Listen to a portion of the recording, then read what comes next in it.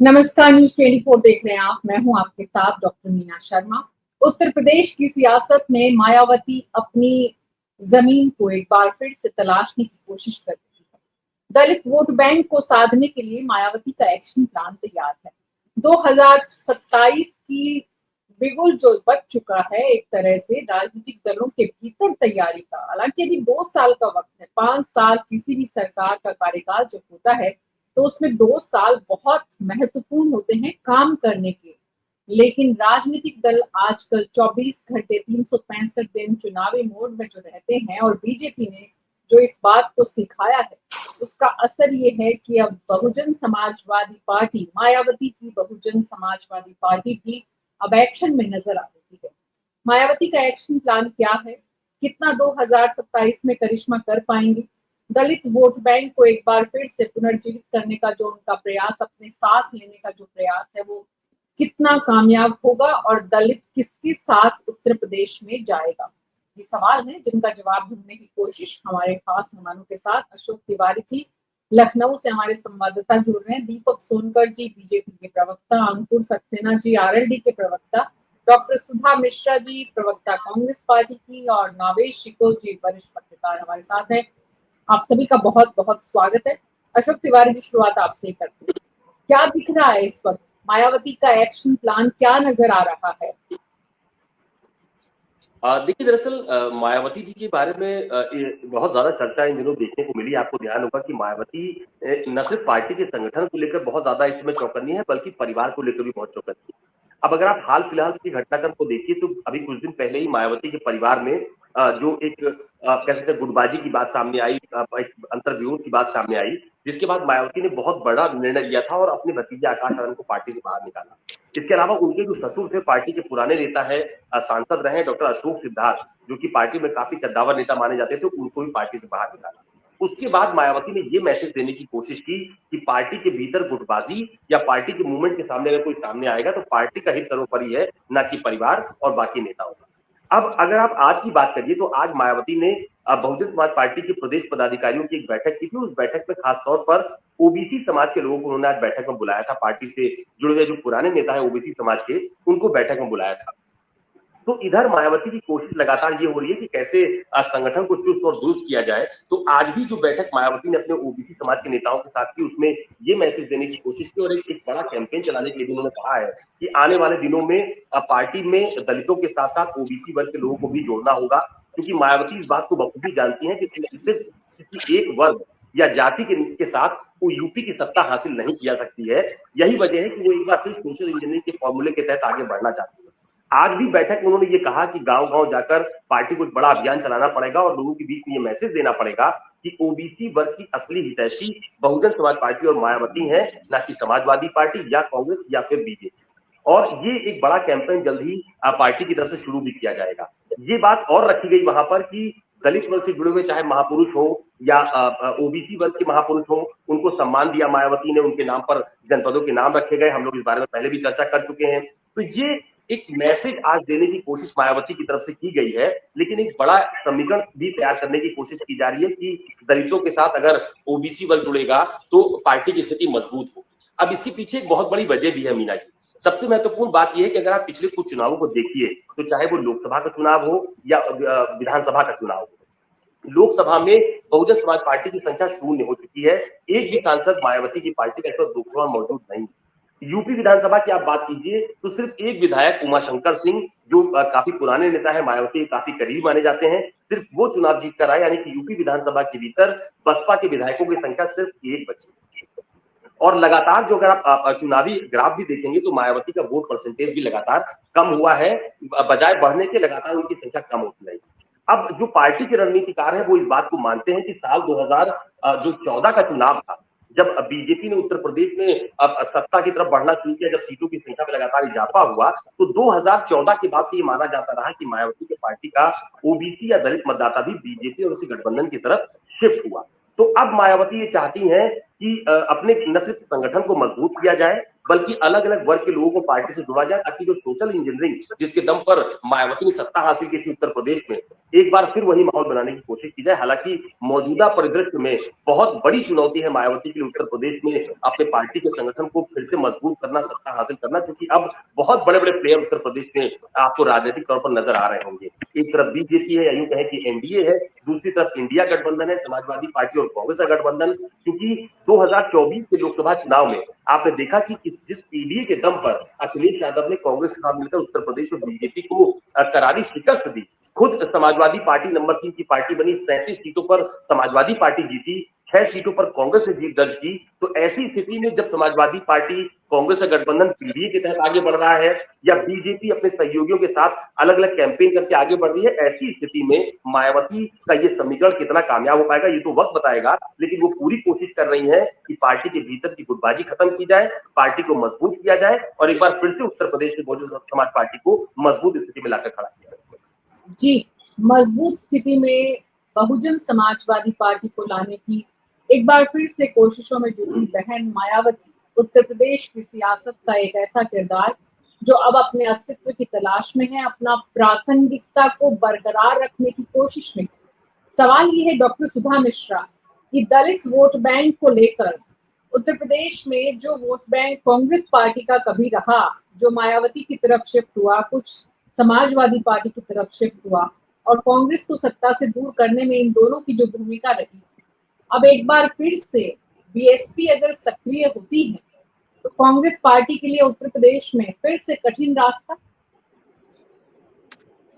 मीना जी, अगर हम राजनीति में कहने लगेंगे कि किसी के आने से किसी की सत्ता नहीं रही, फिर राजनीति में जो एक अनिश्चितता की जो स्थिति होती है वो खत्म हो जाएगी। और मैं कभी इस चीज को नहीं मानती किसी के आने से किसी की जमीन खिसकती है या जो भी बनती बिगड़ती है। दिक्कत ये है कि राजनीति में उतार चढ़ाव ये होगा, और हर पार्टी के साथ होगा। जरूरी नहीं कि हर बार जीतने वाली पार्टी अगली बार भी जीत रही हो, या जीतने वाला सांसद विधायक जीते, ये संभव नहीं है। पिछले 75 वर्षों में हमने इस चीज को देखा। लेकिन जाहिर सी बात है, जो हमारी 140 करोड़ की जनसंख्या है वो कहीं ना कहीं वोट दे रही होगी। अब इसमें दिक्कत आती है मीना जी, जब हम बात करते हैं 140 करोड़ की जनसंख्या का, तो जब हम वोट परसेंटाइल पे बात करते हैं, जब भी आप लोकसभा का चुनाव देखेंगी, विधानसभा का चुनाव देखेंगी, तो दोनों के प्रतिशत में कहीं ना कहीं अंतर आपको दिखाई देगा। अगर हम मोटी मोटा मान लें कि 50% लोग वोट दे रहे हैं, इसको हम मान लेते हैं, कितने लोग वोट देते हैं।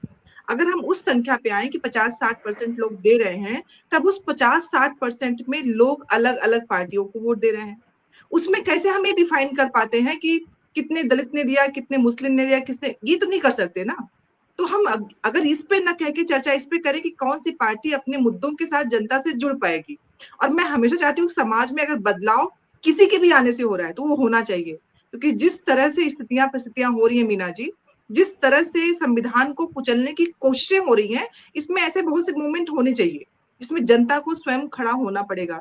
आपने भी देखा होगा वो चित्र जिसमें बुलडोजर से एक झोपड़ी ढाई जा रही है, अंबेडकर नगर की बात कर रही हूँ मैं, और एक बच्ची अपनी किताबों को लेके भाग रही है।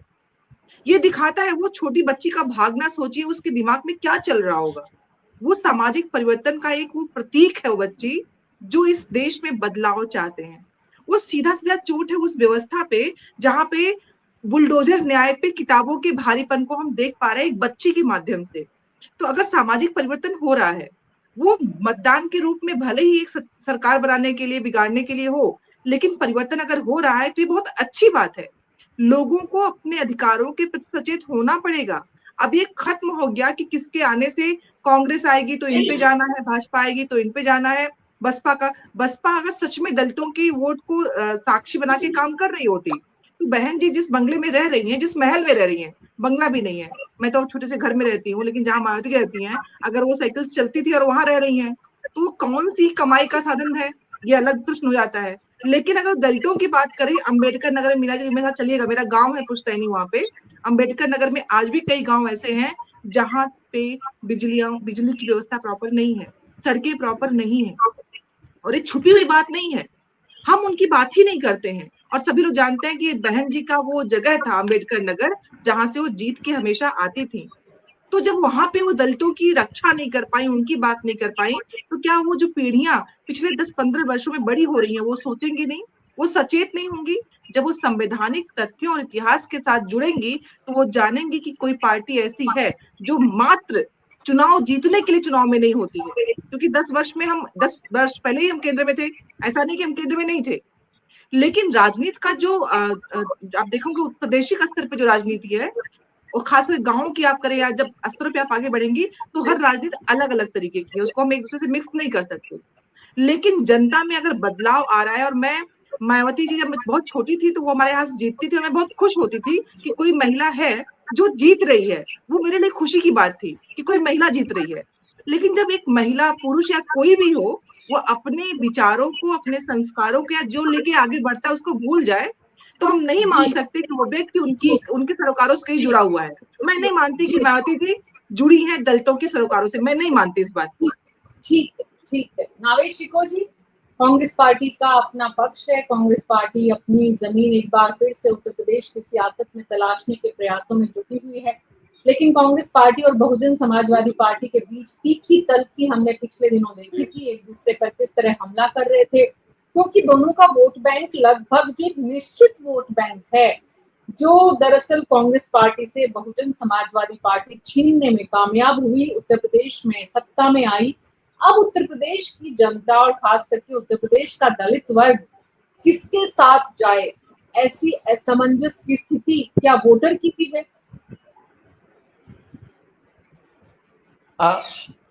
मीना जी, सबसे पहले तो ये तय करना है कि बसपा यानी मायावती जी क्या सचमुच चुनाव लड़ेंगी, या चुनाव लड़ने जैसी रणनीति उनकी दिख रही है या नहीं दिख रही है।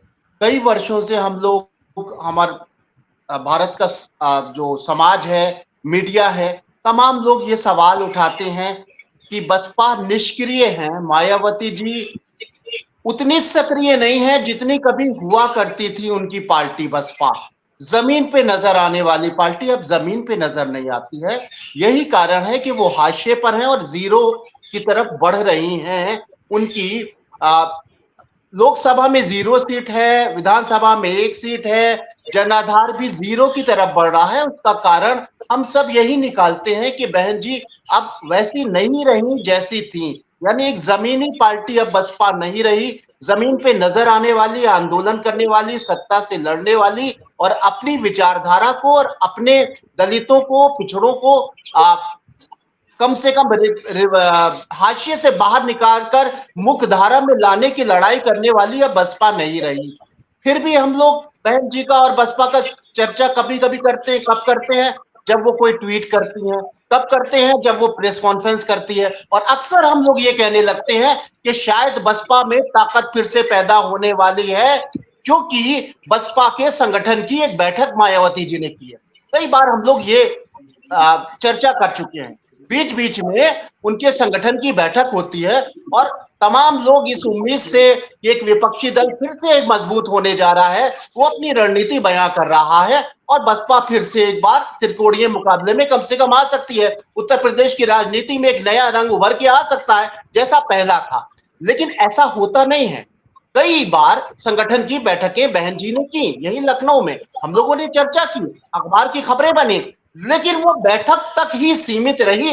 वो रणनीति जमीन पे नजर नहीं आई। देखिए, विपक्ष को कम से कम जमीन पे नजर आना चाहिए। जमीन का मतलब ये नहीं कि डंडे खाए और सिर्फ सत्ता से लड़े और प्रदर्शन करे। जमीन पर मतलब ये है कि भाईचारे की बात की, बहुत अच्छी बात है। भाईचारा कमेटी, ये बहन जी का एक फार्मूला उत्तर प्रदेश की राजनीति में था जो 2007 में सफल हुआ था। वो सत्ता में भी आई थी और उस समय की बनिस्बत, उस समय की अपेक्षा आज भाईचारा कमेटी की बहुत जरूरी है, प्रासंगिक है आज की राजनीति में और आज के राजनीतिक माहौल में।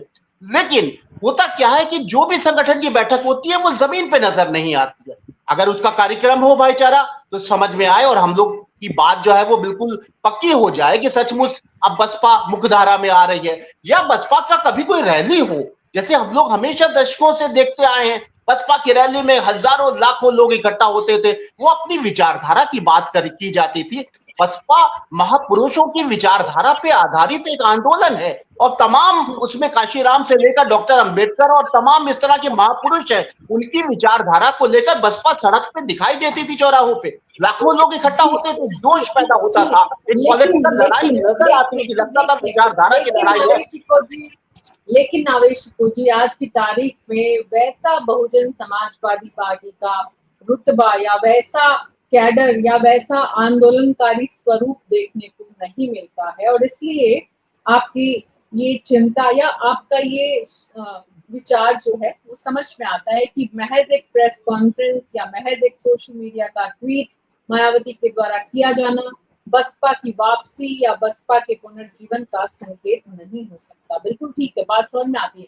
हमारे दर्शक जो इस कार्यक्रम को न्यूज़ 24 के फेसबुक और यूट्यूब चैनल पर जो देख रहे हैं, हमारे उत्तर प्रदेश के पेज पर और बाकी सब पेजेस पर, वो अगर हमारे पैनलिस्ट से इस वक्त कोई सवाल करना चाहते हैं तो कमेंट बॉक्स में या चैट बॉक्स में अपने सवाल पैनलिस्ट के लिए आप लिख सकते हैं। हमारे पैनलिस्ट आपके लाइव सवालों का जवाब देंगे।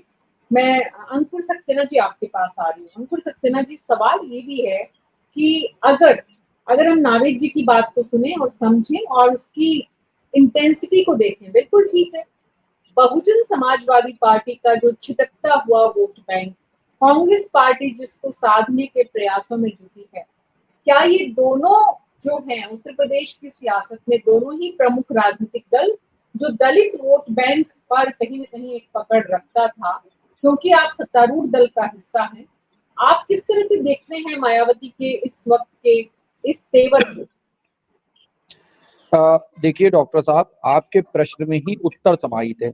आपने प्रश्न किया दलित वोट बैंक, यही मानसिकता जो है कांग्रेस और कहीं ना कहीं बहुजन समाजवादी पार्टी की रही है कि उन्होंने एक समुदाय विशेष को उनने एक वोट बैंक समझ लिया, जबकि जो एनडीए गठबंधन है वो किसी को भी वोट बैंक के रूप में कार्य ना करके सामाजिक समरसता अभियान के माध्यम से काम कर रहा है और सबको उनके कार्यों के आधार पर उचित स्थान दे रहा है। हमारी नजर में कोई वोट बैंक नहीं है आज की डेट में। हमारी नजर में सब हमारे भारतीय संविधान द्वारा प्रदत्त मूल नागरिक हैं। हमारे लिए समस्त नागरिक बराबर हैं, धर्म जाति बंधन संप्रदाय से ऊपर हैं। और संविधान, जिस संविधान की बात अभी कांग्रेस पार्टी की प्रवक्ता महोदया कर रही थी, और इनने एक बात और कही, मैं तो इनकी बात का समर्थन करूंगा। इनने का जनता मुद्दों पर राय बनाती है, मैं इनकी बात का समर्थन करता हूँ। निश्चित रूप से जनता मुद्दों पर राय बनाती है, इसीलिए आप देखिए 2017 में जनता ने राय बनाई, 2014 में जनता ने राय बनाई, 2019 में जनता ने राय बनाई, 2022 में जनता ने राय बनाई, 2024 में जनता ने राय बनाई। क्या राय बनाई? उनने राय बनाई कि जो मुद्दों की राजनीति कर रहे हैं, जनता के हित में जनहित की राजनीति कर रहे हैं, उनको सत्ता देना है, ना कि विकेंद्रीयकरण की राजनीति करने वालों को। जहां तक सवाल है बहुजन समाजवादी पार्टी का, देखिए एक कहावत है, काट की हांडी बार बार नहीं चलती है। तो ये बहुजन समाजवादी पार्टी तो बहुजन समाजवादी पार्टी वही पार्टी है जिसने एक समय नारा दिया था तिलक तराजू और तलवार। उसके आगे के शब्द में आपके सम्मानित चैनल पर प्रयोग नहीं कर रहा हूं, आम जनमानस को वो बखूबी याद है।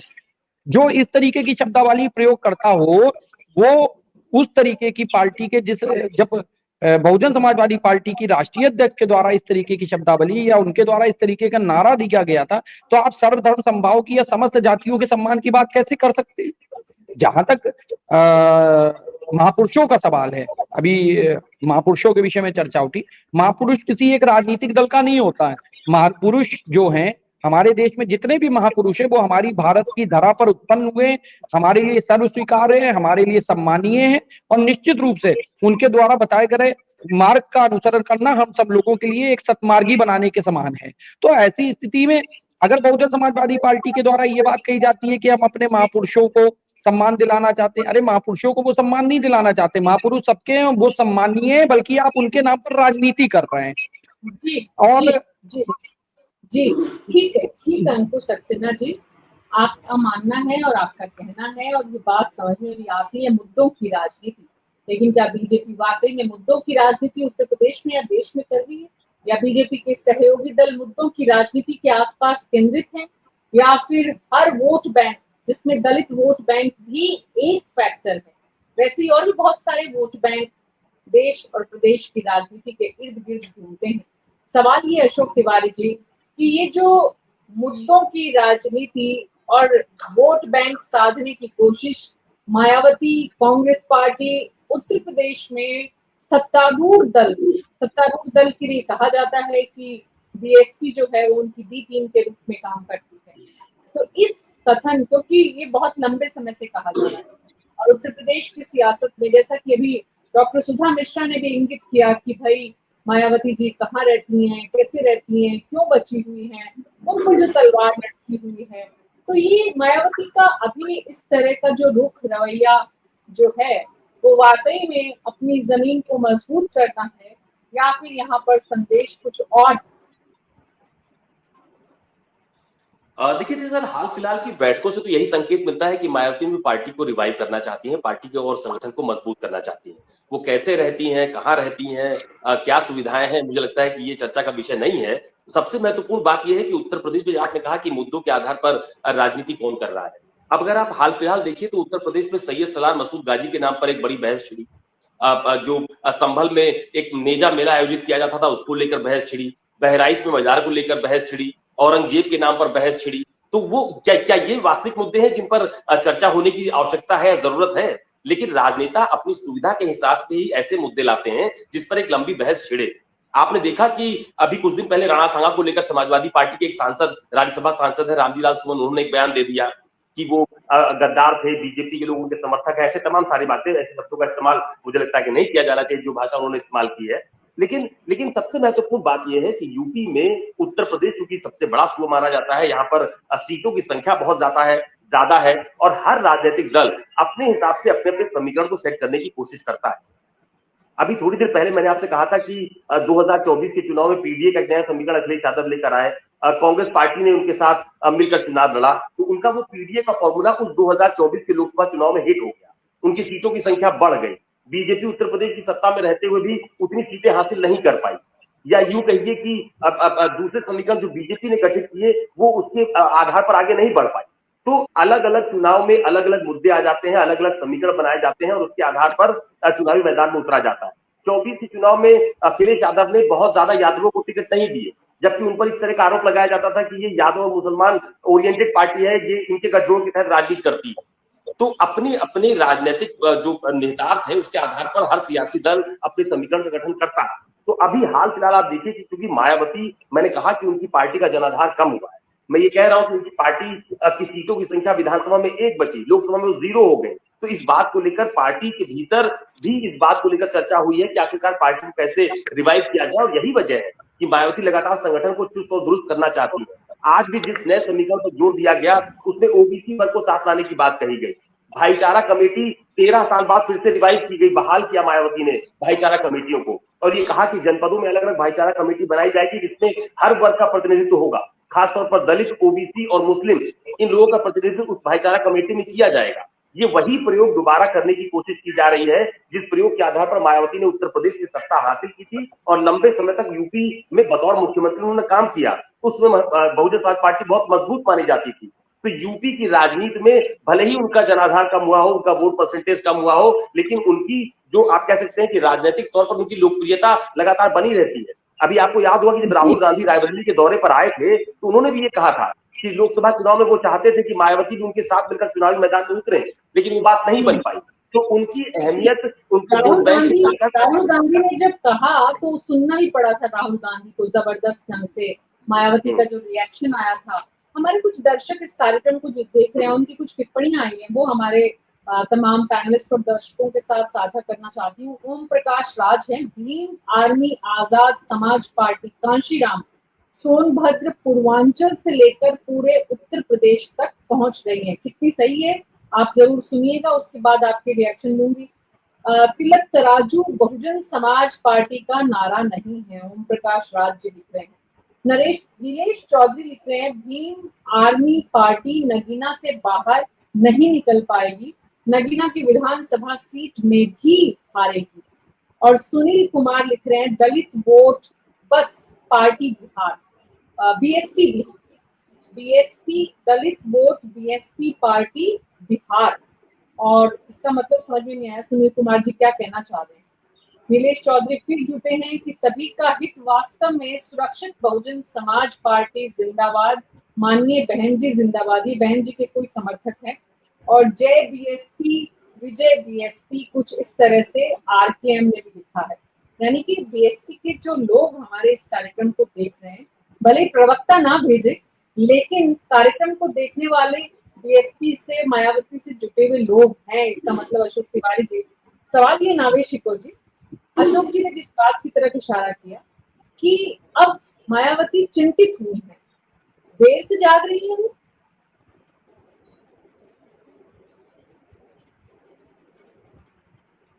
जी जी, आवाज आ रही है मेरी? जी नावेद जी, मैंने कहा देर, मायावती ने देर तो जी, नहीं आवाज कर दी विधानसभा और लोकसभा में जो नहीं, देर भी की है और कहीं ना कहीं नहीं, देर भी की है और मुझे लग रहा है वो कंटिन्यू है, जिस पॉलिसी पे वो चल रही हैं और जिस तरह के उनपे इल्जाम लगते रहे वो कंटिन्यू है। देखिए, आज जो उनकी मीटिंग है उसको गहराई से देखिए, उसको समझने की कोशिश करिए। इस बात में कोई शक नहीं कि मायावती को वोट देने वाले, मायावती के समर्थक और जो भी देश और प्रदेश के लोग चाहते हैं कि विपक्ष मजबूत हो, लोकतांत्रिक सौंदर्य है, ये ताकत है, उनकी मंशा यही रही है कि मायावती सिर्फ कहे नहीं, मीटिंगें और संगठन की मीटिंगें ही नहीं ले, जो वो हिदायत दे वो जमीन पे नजर आए, वैसा नजर नहीं आता है। दूसरी बात यह कि मायावती कहीं ना कहीं जो उनके ऊपर एक आरोप है कि वो बी टीम है, भारतीय जनता पार्टी के लिए ताकत बनती है, उस धारणा को तोड़े। ये दूसरी जो ख्वाहिश है बसपाइयों की, जिस ख्वाहिश को पूरा ना होने पर जो बसपाई उनसे खिसक के कहीं ना कहीं छिटक गए हैं, बसपा के वोटर भी, बसपा के प्रशंसक भी, वो ख्वाहिश पूरी नहीं हो रही और आज भी वो ख्वाहिश पूरी नहीं हुई है। आज उन्होंने एक बात तो बड़ी सकारात्मक कही और वो बात बड़ी जानदार है कि भाईचारा कमेटी पे वो काम करेंगी। इस फार्मूले पे वो सफल भी हो चुकी है और मैं फिर कह रहा हूं कि आज जैसे कि अशोक जी ने जिक्र किया कि बार बार कुछ ऐसे मुद्दे उठ रहे हैं जिससे भाईचारा तोड़ने की कोशिश और साजिशें की जा रही हैं। तो इस वक्त हिंदू मुस्लिम एकता को स्थापित करने वाली अगर कोई भाईचारा की बात करता तो धर्मनिरपेक्ष जितने भी विचारधारा के लोग हैं वो उनके साथ आते। और लगता कि बसपा एक बड़ा काम कर रही है। जो आरोप लगाए जाते हैं कि भारतीय जनता पार्टी और तमाम और भी, चाहे अबू आसिम आजमी जैसे नेता हूं, जो कहीं ना कहीं हिंदू मुसलमानों के बीच में किसी व्यक्ति का, किसी इतिहास का नाम लेकर आपस में टकराव पैदा करने की कोशिश कर रहा है, इस माहौल पर विराम लगना चाहिए और सौहार्द का माहौल होना चाहिए। तो ऐसी स्थिति में अगर कोई दल ये कहता है कि भाईचारा कमेटी बना रहे तो उसका तो स्वागत एक बहुत बड़ा वर्ग करेगा। लेकिन मायावती की इस मंशा के पीछे बी टीम और गहरी हो गई। उन्होंने इस भाईचारे को दलित और पिछड़ों से जोड़कर यह साबित कर दिया कि हम पीडीए को कमजोर करके भारतीय जनता पार्टी को मजबूत करेंगे। यानी उन्होंने सीधे कहा कि दलित समाज को पिछड़ों से जोड़ना है, ना कि उन्होंने कहा कि इस देश के तमाम जो नफरत पैदा की जा रही है उस नफरत को कम करने के लिए भाईचारा पैदा करना है। उन्होंने पिछड़ों को जोड़ने की बात कह के इस बात को बल दे दिया कि सचमुच बहन जी कहीं ना कहीं भाजपा को मजबूत करने के लिए अखिलेश यादव के पीडीओ को कमजोर करना चाहती हैं। वो कांग्रेस और समाजवादी पार्टी जो पिछड़ों के वोट को वापस लाना चाहती है अपने साथ को, उसको कहीं ना कहीं कतरना चाहती है बहन जी। जी नावेद जी, कुछ और दर्शक जो हमारे इस कार्यक्रम को देख रहे हैं उसमें आरकेएम है, उनका कहना है कि बीएसपी के वोटर कहीं भी नहीं जाएंगे, ओनली बीएसपी हमारी पार्टी है, यानी कि बीएसपी के वोटर हैं जो इस कार्यक्रम को देख रहे हैं। और साथ में ये भी लिख रहे हैं कि मायावती हमारी नेता है, उनसे बड़ा कोई नहीं है। और ओम प्रकाश राज लिख रहे हैं कि बसपा को आगे ले जाना है तो चंद्रशेखर आजाद को अपनी पार्टी में बुला लेना चाहिए।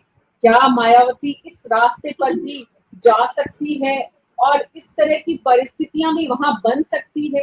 अगर ऐसी परिस्थिति दल और उनके घटक दलों की परेशानी बढ़ सकती है, अंकुर सक्सेना जी? देखिए डॉक्टर साहब, इस मसले पर केवल इतना कहना चाहूंगा कि बहुजन समाजवादी पार्टी जो है उसके द्वारा जो भी अपनी मीटिंग की जा रही है, जो भी कमेटियां गठित की जा रही है, उनका अपना इंटरनल मैटर है। एनडीए के घटक दल के रूप में आप ये देख रही होंगी कि हम लोग स्थायित्वपूर्ण सरकार दे रहे हैं। आम जनमानस का हम लोगों को निरंतर प्रेम, स्नेह और सौहार्द प्राप्त हो रहा है और आम जनमानस के लिए हम लोग कहीं ना कहीं लोक कल्याणकारी योजनाओं को धरातल पर ला रहे हैं। तो हम लोगों को मायावती जी के संगठन से या उनकी बहुजन समाजवादी पार्टी के इंटरनल मैटर से कोई भी मतलब नहीं है। अब सवाल है बहुजन समाजवादी पार्टी की वर्तमान स्थिति का। अगर आप देखिए तो कहीं ना कहीं जिस हिसाब से बसपा का कार्यक्रम चल रहा है, जिस हिसाब से बसपा की जो छटपटाहट नजर आ रही है, आप देख रहे होंगे धरातल पर बीएसपी की जो स्थिति है, चारों सदनों में मात्र एक सदन में बीएसपी का आज की डेट में प्रतिनिधित्व रह गया है।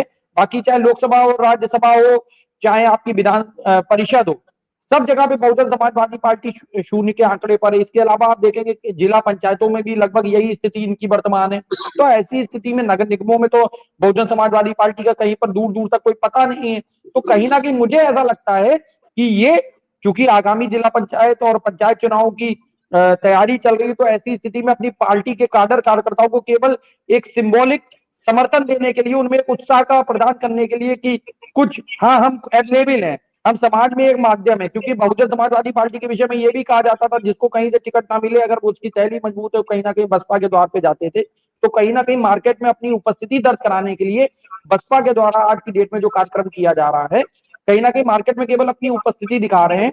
और राजनीतिक रूप से बहुजन समाजवादी पार्टी आज शून्यता की स्थिति में पहुंच चुकी है और इसका भविष्य में आप देखिएगा अस्तित्व भी समाप्त हो जाएगा।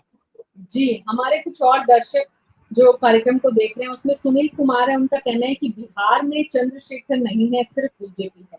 एक अनंत राम रमन जी हैं, वो कुछ कमेंट जिस तरह का कर रहे हैं, अनंत जी हमें पता होता है कि हमारे पैनलिस्ट जो हैं वो कौन है, कहाँ से आते हैं, क्या उनकी विचारधारा है, क्या सोच है। आपको अगर हमारे पैनलिस्ट से कोई सवाल पूछना है तो आप पूछ सकते हैं, आपके सवाल के जवाब वो दे सकते हैं। आप इससे ज्यादा हमारे पैनल में दिलचस्पी रखेंगे तो आपको जानकारी नहीं मिल पाएगी। हमारे साथ आरकेएम जी हैं, इनके हम कई सारे कमेंट ले चुके हैं, इसलिए वापस नहीं जाएंगे।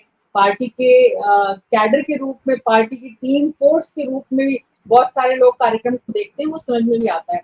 डॉक्टर सुधा मिश्रा, सवाल ये है कि अगर वाकई में बिहार में, क्योंकि ये सच है कि जब मायावती सक्रिय थी पूर्णतया, तो उन्होंने उत्तर प्रदेश से बाहर भी अपनी जगह बनाई थी, अपनी जमीन मजबूत की थी, एक वोट बैंक को अपने साथ लिया था। लेकिन आज की तारीख में बिहार में कुछ करिश्मा कर पाएंगे? जी मीना जी, मैं उनके राजनीतिक जीवन के लिए चाहती हूँ कि वो करिश्मा कर पाए, लेकिन वो जानती है भाजपा ने उनकी हालत क्या कर दी है। एक कहीं मैंने पंक्तियां पढ़ी थी कि भीगे कागज की तरह कर दिया है तूने मेरी जिंदगी, न लिखने के काबिल हूँ न जलाने के। तो जो भाजपा और जो आज की सरकार है ना, वो लोगों को किस तरह इस्तेमाल करती है। बंकुर भाई के बारे में मैं कुछ भी नहीं कहूंगी, ये लोग सरकार में है, कैसे हैं, कब है, कहाँ से है, इस पे चर्चा की बात नहीं होनी चाहिए, मैं चर्चा इस पे करना भी नहीं चाहती हूँ। लेकिन बहुत अच्छा लगता होगा ना जब आप विरोध में, विपक्ष में बैठे हो, तब जो आप बातें करते हो, जब पक्ष में चले जाते हैं सरकार के साथ, तो वही बातें पलटनी पड़ती हैं, तो थोड़ा अजीब तो लगता होगा। चलिए, उस पर कोई व्यक्तिगत आक्षेप नहीं है आप पे। लेकिन मैं मायावती जी को उनके राजनीतिक जीवन में चाहती हूँ कि वो सच में जो दलितों के आगे बढ़ाने वाली उनको लोग जानते थे, उन्होंने वो छवि चेंज की है मीना जी।